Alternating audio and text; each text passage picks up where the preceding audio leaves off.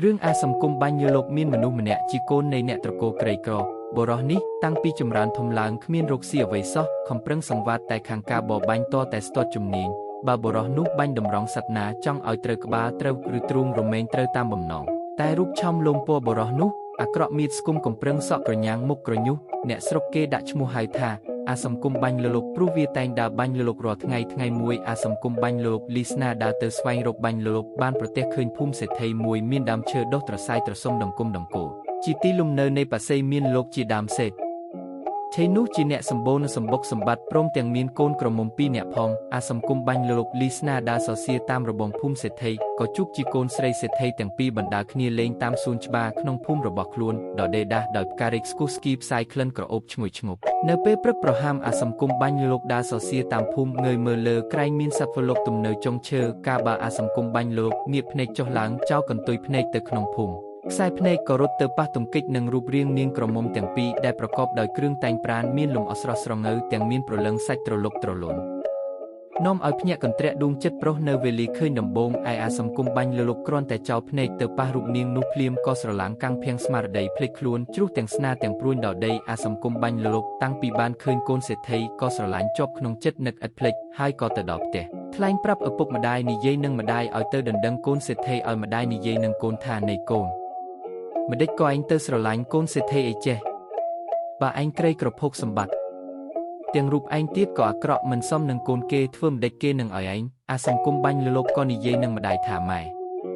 បើម៉ែមិនទៅដណ្ដឹងឲ្យខ្ញុំទេខ្ញុំក៏អស់ឃើញមុខម៉ែក៏លែងបានឃើញមុខខ្ញុំតាំងពីថ្ងៃនេះទៅហើយម្ដាយដែលមានចិត្តអាណិតកូនឬកូននិយាយដូច្នោះក៏ស៊ូកាត់កេកខ្មាស់ទៅនិយាយស្នាការនឹងសេដ្ឋីក៏ទៅវិញថាខ្ញុំអត់បាស្អប់ខ្ពើមអីកូននាងទេប៉ុន្តែកូនខ្ញុំនឹងឲ្យពុំបានត្បិតមិនទាន់គ្រប់ការណាហើយនាង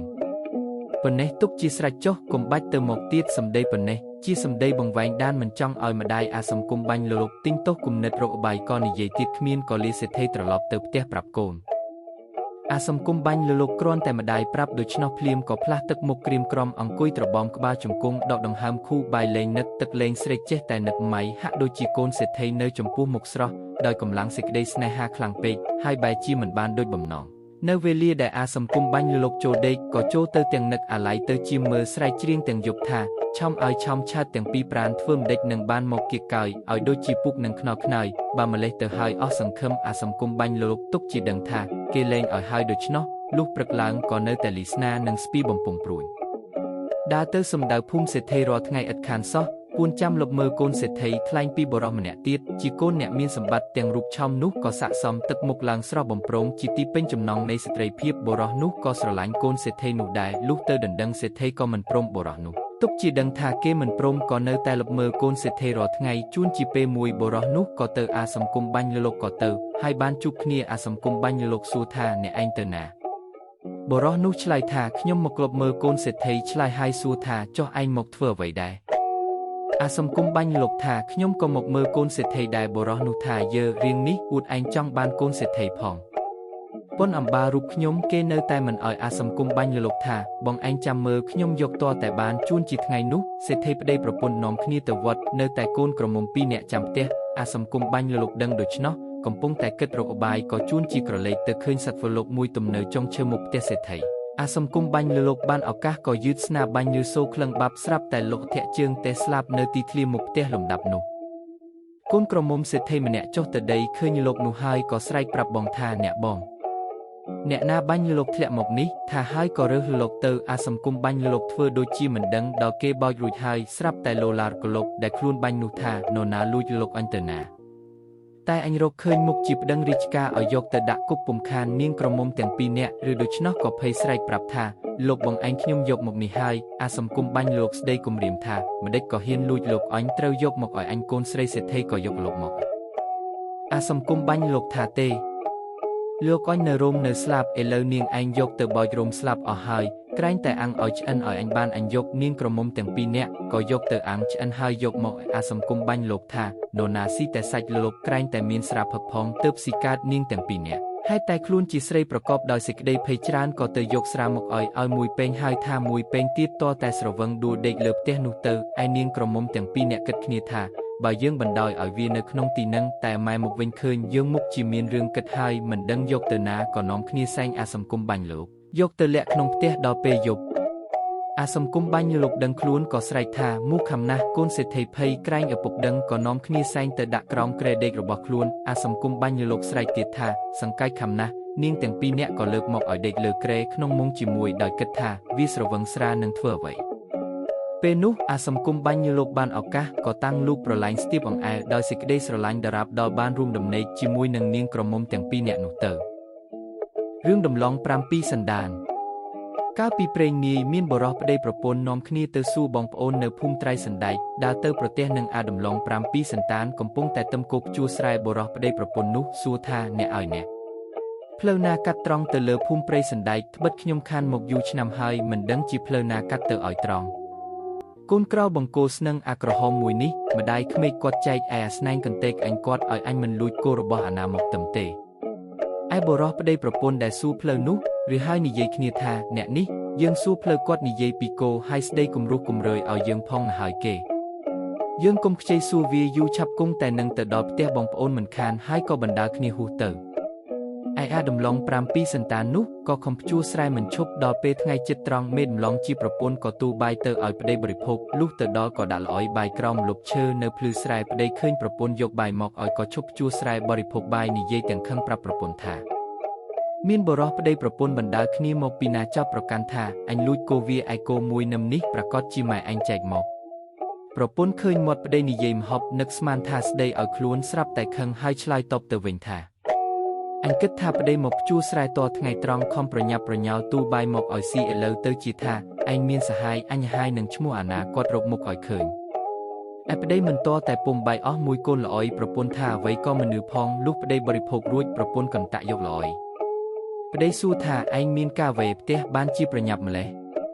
ប្រពន្ធថាអញមុខជាប្រាប់ម៉ែអញមិនខានហើយកណ្ដៀតល្អយត្រឡប់ទៅដល់ផ្ទះជួបនឹងម្ដាយនិយាយទាំងខឹងមុខក្រហមប្រាប់ម្ដាយថាកូនប្រសាម៉ែអញវាល្អហើយខ្ញុំទូបាយទៅឲ្យស៊ីដាក់ល្អយស្ទើរតែមិនទាន់វាស្ដីឲ្យខ្ញុំថាមានសហាយចំណែកម្ដាយនោះខឹងញ័រឡើងថាហងឯងដូច្នេះទេតើបានជាមុខក្រហមអញថាកូនថាចៅបានជាចាំផ្ទះឲ្យវាឥឡូវវាថាអញលួចថ្នាំវាយកទៅដូរដងមេអន្តរធានឯងក្រោយគុំនិយាយដូច្នេះមិនត្រូវទេសំបីតែថ្នាំមួយឆ្នុកក៏អញមិនលួចយកផងបើទុកជាអញយកមែនម្ដាយនឹងកូនមិនត្រូវហងឯងពោលឲ្យអញខ្មាស់គេទេចាំហងឯងមកអញប្រាប់ឲ្យជារវីប្រដៅហងឯងមិនខានលុះយូរបន្តិចប្តីមកពីកាប់បង្គោលធ្វើរបងបង្ការមិនឲ្យគោក្របីចូលស៊ីសំណាបសន្ទូងប្រពន្ធនិយាយប្រាប់ប្តីថាកូនស្រីយើងវាយកបាយទៅឲ្យប្តីខ្ញុំចាំផ្ទះឲ្យវាលុះមកវិញវាថាខ្ញុំជាម្ដាយលួចថ្នាំវាដូរដងខ្ញុំខឹងណាស់ប្តីស្ដាប់មនុស្សខឹងនឹងប្រពន្ធក៏ជេរថាមេចោក្រហោហងឯងប្រច័ណ្ឌអញអីម្លេះអញមានស្លៀកពាក់តែងទូដើរលេងចង់ស្រេណាអញទៅកាប់ឈើធ្វើបង្គោលរបងទេតើអញអត់តែម្ដងនេះក្រោយបើហងៃនៅតែស្ដីប្រច័ណ្ឌអញទៀតមុខជាអញធាក់ឲ្យដួលទាំងចំហមិនខានហាមប្រពន្ធហើយបរិភោគបាយរួចទៅចង់សន្ទូចបានត្រីត្រឡប់មកផ្ទះវិញវេលាថ្ងៃល្ងាចប្រពន្ធក៏ធ្វើត្រីសអាំងឲ្យប្តីបរិភោគខ្លះរំលែកទុកព្រឹកខ្លះដើម្បីនឹងធ្វើសម្រាប់យកទៅប្រគេនលោកកូនឯវត្តនិងកូនប្រុសតូចម្នាក់ឲ្យនៅរៀនអក្សរជាមួយនឹងលោកបងនោះលុះព្រឹកឡើងម្ដាយនោះដាំបាយដួសដាក់ចានមានម្ហូបពីល្ងាចស្រាប់ទូលយកទៅដល់កូនដែលប្រគេនលោកកូនហើយនិយាយថាខ្ញុំព្រះករុណាលឹកលោកកូនណាស់មួយទៀតប្អូនតូចវារៀនអក្សរក្រានបើទេលោកកូននោះប្រាប់ថាចម្រើនពរញោមអាត្មាសពថ្ងៃនេះកំពុងស្រឡាញ់សើភ្នោះណាស់អាត្មាមិនសឹកទេម្ដាយក៏ហៅកូនតូចដែលនៅបម្រើបងនោះថាអានាងលីលោកបងទៅផ្ទះនឹងម្ដាយបានមួយថ្ងៃសិនត្បិតឪពុកឯងរឹកណាស់កូនតូចឆ្លើយប្រាប់ម្ដាយថាត្រីញៀតលោកបងនៅពីកន្ទុយទុកក្នុងកុដពេលល្ងាចខ្ញុំយកពីចម្រៀកដុតស៊ីបាយដែលសល់ពីលោកឆាន់ពេលព្រឹកនោះឯលោកសង្ឃដែលគង់នៅជិតកុដទាំងប៉ុន្មានបានលំដាយនឹងកូននិយាយតែដោយខ្លួនមិនទទួលសម្រងគ្នាដូច្នេះលោកទាំងអស់ទប់ពុំបានក៏សើចត្រហឹងអឹងអាប់ឧបាសិកានោះក៏សំពះលាលោកកូនត្រឡប់មកដល់ផ្ទះវិញហើយលុតជង្គង់ជូនបុណ្យប្តីថាខ្ញុំជូនបុណ្យអ្នកផងប្តីឆ្លើយថាអញឃើញបាយសម្លឹកខាងព្យួរទុកនៅសង្រែកអញស៊ីអស់ទៅហើយប្រពន្ធក៏មើលមុខប្តីមើលមុខប្រពន្ធប៉ព្រិចភ្នែកម៉ក់ធ្វើវាហឺតែដោយខ្លួនលុះយូរបន្តិចស្រាប់តែប្អូនស្រីបង្កើតខាងប្តីនៅភូមិផ្ទៃឆ្ងាយមកដល់បានផ្លែពងមួយផ្ដិលនឹងស្លឹកប្រស្វាមួយសំណុំមកផ្ញើបងនិយាយសួរបងថាបងបានព្យួររាស់ដកស្ទូងបានស្រែប៉ុន្មានហើយបងទាំងប្តីប្រពន្ធឆ្លើយប្រាប់ទៅប្អូនស្រីវិញថាអាហង ល្មមទុកដាក់ឲ្យវាមានប្តីទៅចុះតែហងមើលកុំឲ្យតែចេះលេងប៊ីផឹកស្រាជក់អាភៀងប្អូនស្រីស្ដាប់មនុស្សទៀតក៏ប្រាប់ទៅបងទាំងពីរនាក់ថាខ្ញុំស្ដាយត្រឡាចខ្ញុំមួយត្រឹងណាស់កំពុងតែផ្កាក់បតូចស្រាប់តែមេជ្រូកវាទៅឈ្មោះគោលដាច់មកអស់បងទាំងពីរនាក់ថាអាហងល្មមទៅផ្ទះក៏ទៅចុះល្ងាចណាស់ហើយក្រែងកូនវាយំរកប្អូនស្រីនោះក៏ត្រឡប់ទៅផ្ទះវិញព្រោះអ្នកទាំង7នាក់គឺបុរសស្រីប្តីប្រពន្ធម្ដាយឪពុកលោកភិក្ខុកុមារជាកូននិងប្អូនស្រីសុទ្ធតែថ្លង់និយាយមិនចុះសម្រុងគ្នាបានជារឿងនេះគេហៅថារឿងដំឡង7សន្តាន